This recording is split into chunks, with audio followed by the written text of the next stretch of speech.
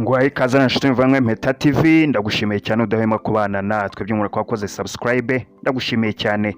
Ariko nawe ni muri mushya kuri iyi channel, ndagusabye ngo banze ukore subscribe kugira ngo tujye tubashe kwibana mu biganiro byacu byose. Nkuko twabyemeje kubagezaho inkuru zidasanzwe zirimo utuntu n'utundi urukundo ibyegeranye umunsi, tugufitiye inkuru y'akababaro dukesha urubuga rwa kigalitoday.com, ayifite umutwe ugira uti mu ijoro ry'ubunani abantu 4 bapfuye abandi barakomereka. Impanuka z'imodoka zabereye mu karere ka Nyagatare na Musanze zahitanye ubuzima bw'abantu 2, abandi 2 bicwa n'urugomo bakorewe mu ijoro ryo ku itariki ya mbere Mutarama umwaka wa 2024. Turaza kugezaho kandi inkuru dukesha urubuga rw'igihe.com, ayifite umutwe ugira uti uturere 10 twiganjemo imiryango ibanye mu buharike.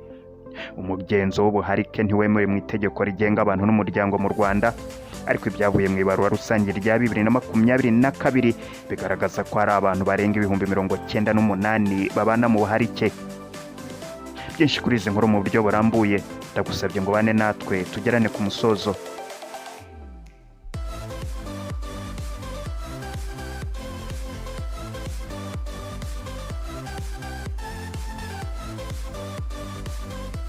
Ndagushimiye cyane kandi ngwaye ikaze nanone mu ijoro ry'ubunani abantu 4 barapfuye abandi barakomereka. Impanuka z'imodoka zabereye mu karere ka Musanze na Nyagatare zahitanye ubuzima bw'abantu 2, abandi 2 bicwa n'urugomo bakorewe mu ijoro ryo ku itariki ya mbere Mutarama umwaka wa 2024. Umuvugizi wa polisi y'u Rwanda SP Rutikanga Boniface yatangarije Kigali Today dukesha iyi nkuru ko impanuka yabereye mu karere ka Nyagatare yahitanye umuntu umwe undi arakomereka cyane. SP yagize ati umuntu wagonzwe n'imodoka mu karere ka Nyagatare ari mu kigero cy'imyaka 40. Abantu basanze yapfuye ariko imodoka yamugonze ntabwo iramenyekana, harimo gukorwa iperereza kuko yahise ikomeza iragenda ariko irimo gushakishwa.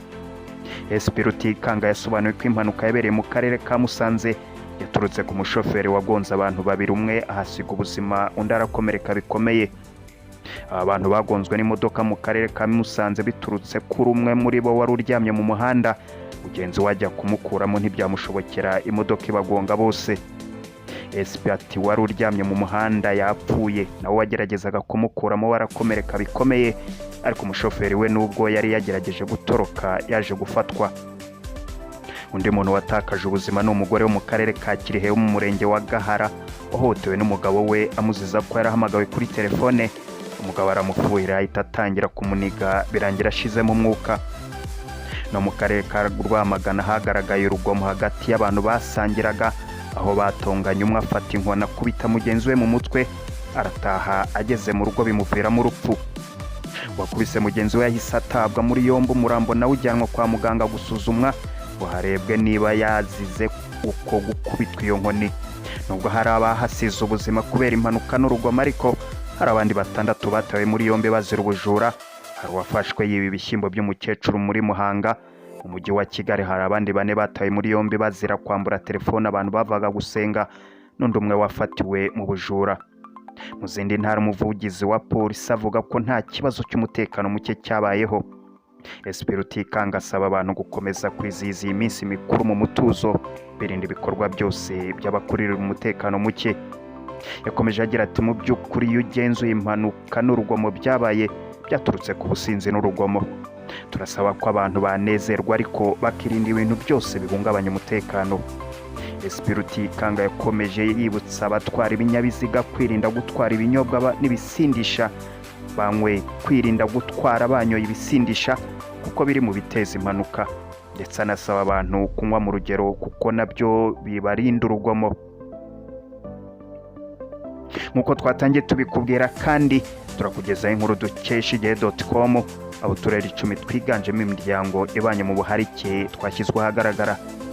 Umugenzo w'ubuharike ntiwemerewe mu itegeko rigenga abantu n'umuryango mu Rwanda, ariko ibyavuye mu ibarura rusange rya 2022 bigaragaza ko hari abantu barenga 98,000 babana mu buharike. Ubushakashatsi bwerekanye ko 1.4% by'abagabo bafite hejuru y'imyaka 20 bubatse bafite abagore benshi, mu gihe abagore babayeho mu buharike ari 2.8%. Mu mibare ubuharike bwari mu bantu 98,144 harimo abagabo baharitse 31,153 n'abagore 66,691 baharitswe. Icyakora bwagiye bugabanyuka kuko bwavuye ku bagabo 12% mu 1978 nubwo icyo gihe hafatirwaga ku myaka 15 kuzamura. Ubuharike bwiganje cyane mu byaro aho bungana na 2.5% kurusha mu mujyi aho buri kuri 1.4%, nanone bikiganza mu bantu bakuze kurusha bato.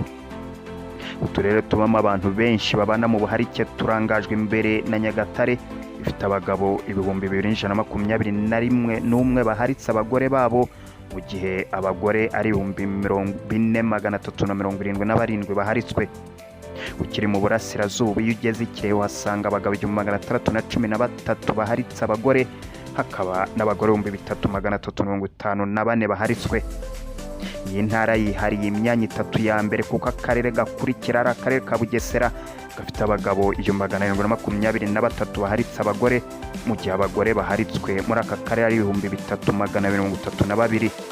Uturere tw'ibyaro mu burengerazuba bw'igihugu natwo turimo abantu babanye mu buharike, aho akarere ka Ngororero gafite abagabo 324 baharitse abagore, mu gihe abagore ari 3,346 baharitswe.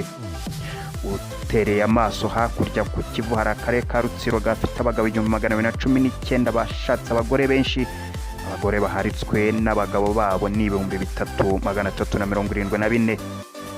Ku mwanya wa gatandatu hari akarere ka Gatsibo gafite abagabo 482 bahisemo kugira abagore barenze umwe, mu gihe abagore ari 331 baharitswe.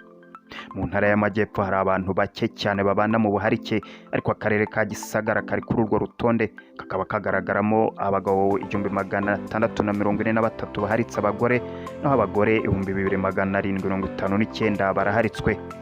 Ku mwanya wa 8 hari akarere ka Nyabihu gafite abagabo baharitse abagore, naho abagore 382 bakaba aribo baharitswe. I Rubavu kandi hari aho abantu basohokera bakajya kumva amafu avuka mu kiyaga cya Kivu no mu mashyamba kizengurutse, hari abagabo 569 bahisemo kutabana n'umugore umwe, mu gihe abagore baha 3,903 bariho basangira umugabo kandi babyemera. Ku mwanya wa 10 haza akarere ka Ngoma gafite abagabo 660 bashatse abagore barenze umwe, mu gihe abagore ari 2,491 bari muri aka karere nabo baharitswe.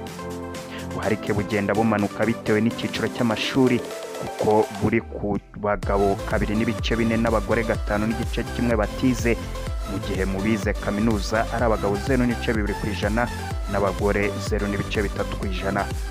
Iyo urebye ku myemerere ishingiye ku madini, abagabo batagira idini cyangwa bemera gakondo ni 3.8%, hamwe n'abayisilamu bangana na 2.6%, bakaba aribo baza imbere. Ubuharike buri hasi cyane ku bakristo, aho buri munsi ya 2% by'umwihariko ugasanga abahamya ba Yehova na ADEPR bafite 1.0%. Ndagushimiye cyane utahwemye kubana natwe. Byinshi kuri izi nkuru tubagejeje aho twarebeye hamwe uturere 10 twiganjemo imiryango ibanye mu buharike, ndetse n'inkuru y'akababaro aho twabonye ko mu ijoro ry'ubunana abantu 4 bapfuye abandi bagakomereka. Turabikesha imbuga ebyiri, imwe ni kigalitoday.com, urundi rubuga rukaba ari igihe.com. nawe ushatse kumenya byinshi mu buryo burambuye wasuriza imbuga ukimenyera amakuru mu buryo bwimbitse. Ariko nimba wari mushya kuri iyi channel, nagusabye ngo ntugende udakoze subscribe, tujye tubasha kwibanira ibiganiro byacu byose. Imana ibarinde naho utaha.